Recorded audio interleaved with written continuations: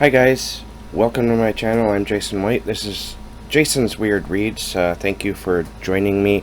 If you like reading horror fiction, science fiction, and fantasy books, then please hit the subscribe button and we'll discuss some books, especially if you comment. Alright, so usually I talk about books, but this time I'm going to be talking about something a little different. When I started my channel, I originally started it as both a booktube channel and an authortube channel, and then I kind of forgot. Well, I didn't forget. I kind of ignored the authortube side because writing has been pretty difficult for me lately, and I'm going to get into that a little bit more within the next couple of videos. But Dane from Dane Reads, he tagged me to do this tag, and it's the writers are weird tags, so I'm going to get into that right away here. Question number 1. Do you have bizarre internet searches? And if so, which is the weirdest one? I can't say which the weirdest one is, but I do have some really weird searches, especially when I was writing some of my like my book, Haunted Country. I was it's not, I guess, bizarre, but you start thinking about what lists, government-tracked lists that you're making because you're searching guns and certain calibers of guns and how to use guns. I'm pretty sure that I'm on a list somewhere. And, you search for weird things like, how bodies decompose and stuff like that. And if you were just to look at my search list, you'd probably think I'm a bit of a weirdo. Question number 2. Do you write people you know and dislike into your stories as villains or dumb people to kill off? I've thought about this. I mean, it's become a thing, a sort of like a running joke on Facebook and Twitter that, treat your writers well, because if not, they'll kill you in a book.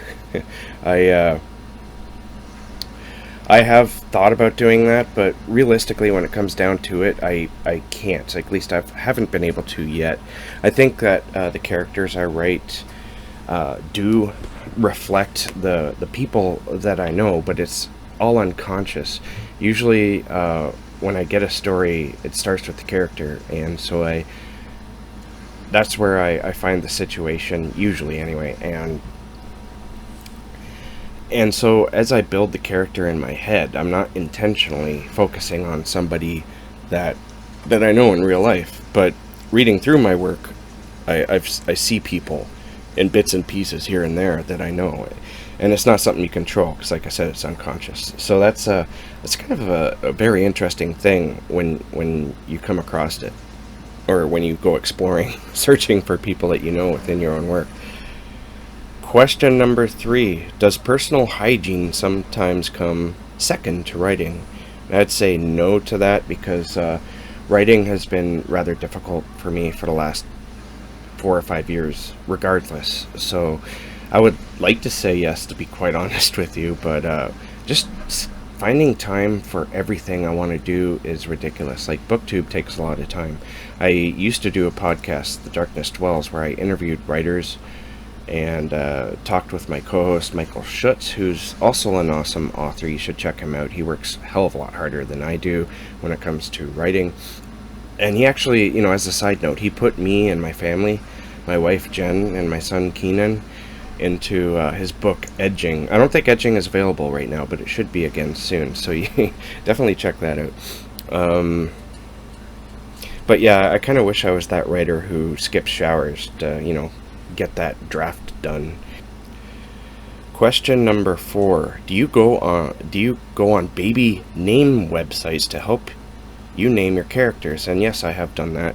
I also look at my own books. I think Dane said that he does this. He looks at his own books to get name ideas, because I hate it when I come across, here's a new character, what's their name? And I'm like, ugh. So, I struggle. I sometimes try to come up with original names, like you see some authors do. Caitlin R. Kiernan, in her book Silk, she has a character named Spider, I believe. And, you know, so I try to come up with names like that too, because it just makes it more interesting and much more memorable. But I don't always do that. For the most part, I guess I don't, but I have done that. Question number 5. Do you have a list of actors and actresses that would play your characters if there was an adaptation made? And I have done that too. Mostly I've done that with books that never got finished. There was a book I got about, I don't know, quarter to halfway through the first draft, and I had like all the characters matched up with movie stars, and I employed that strategy in hopes to keep me writing, because honestly, these last 5 years finishing anything is so hard. so yeah, I've done that, and it hasn't really worked in the regards to the way that I used it, but I'll probably do it again. It was kind of fun. When I'm reading a book, my mind just automatically picks movie stars, honestly, to fill in the characters. Not always, but for the most part, yeah, that happens. Like Brad Pitt's been the star of many books that I've read, for example. Alright, moving on. That was question number 5. Question number 6. Have you ever stared at a stranger because they look like one of your characters?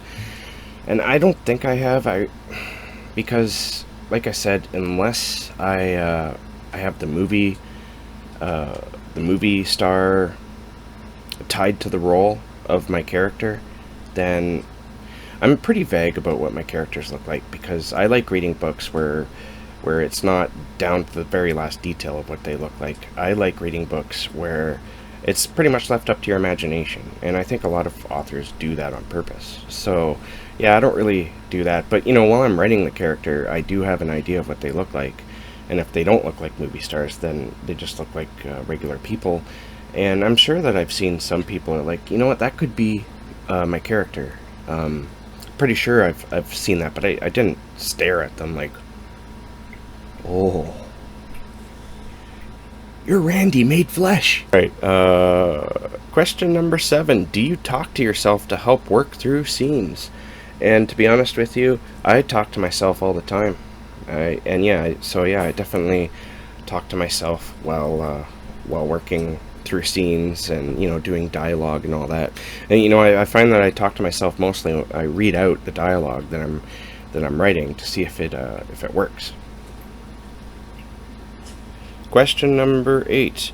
While writing, do you make the expressions your characters are making? And yeah, actually I do that. I think this is actually kind of a weird question, because I thought I was like the only person who did this. I'll do it while I'm reading too. Like she cleared her throat. I'll do it automatically. I don't know why I do that.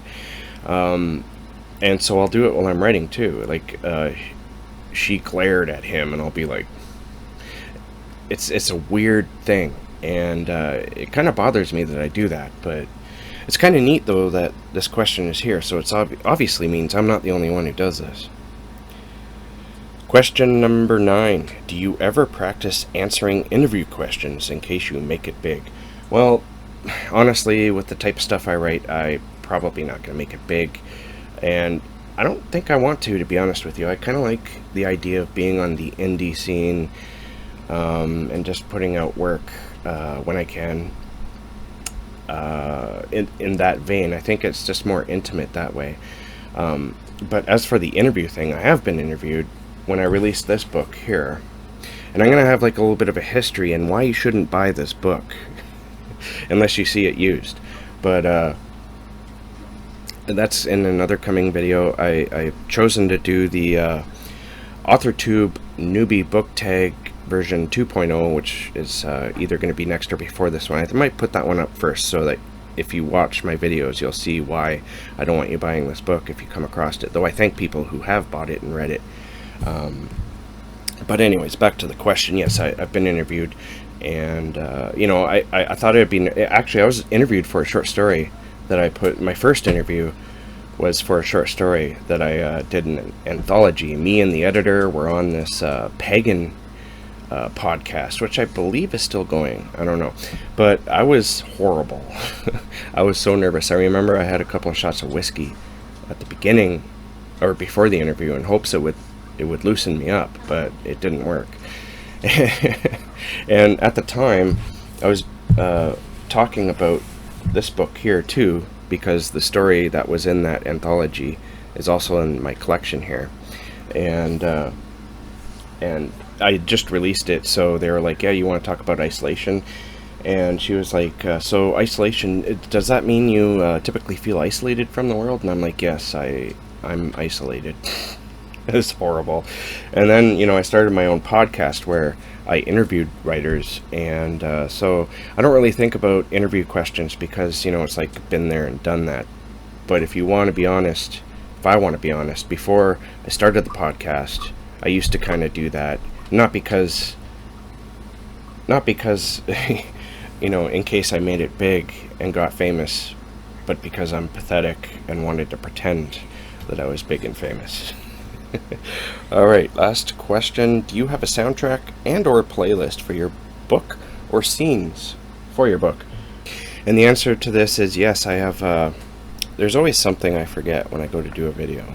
I have a Spotify account, and I've created too many playlists on there, especially when it comes to doom metal, slow, heavy music, and a lot of slow, heavy music has a lot of instrumental stuff.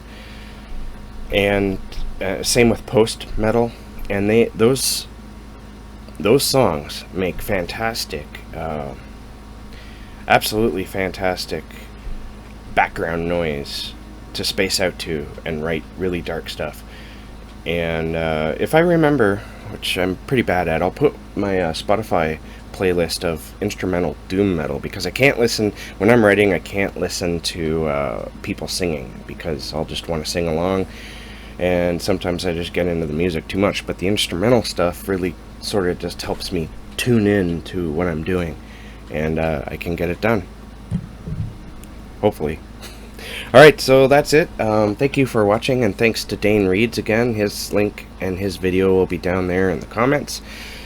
Go check him out if you haven't, and subscribe to him, and keep being safe out there, keep being creative, and I will catch you guys in the next bookish video.